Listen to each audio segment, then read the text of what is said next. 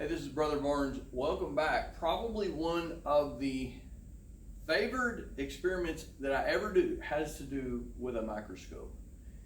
The more times we can get our hands on the microscope, I think the better. That is awesome. Let's talk about how to move the microscope from the cabinet onto the work surface.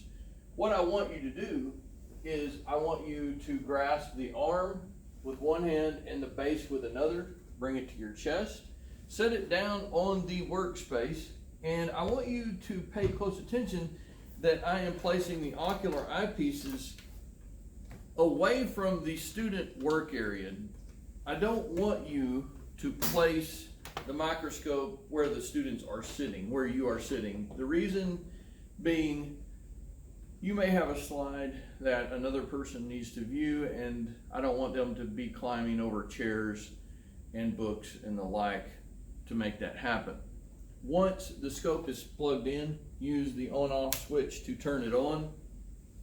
There's usually a light intensity dial, max it out, and with the coarse adjust knob, take the stage down as far as it will go. Remember that if you are having a difficult time seeing, just move your body to the place. As a rule, we don't move the scopes around once we get them set. If it must be moved, gently pick it straight up and straight back down, place it straight back down on the table. If it's drug across the table, the rubber feet on it will jar the optics. That's not good.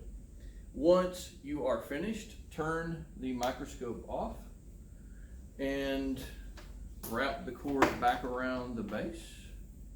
It's gonna be good. One hand on the arm, one on the base. Bring it to your chest, place it back into the cabinet. And I want to thank you ahead of time for that.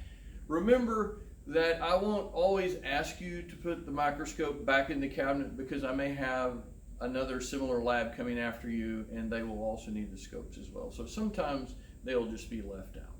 Enjoy. This is going to be good. You're going to love it.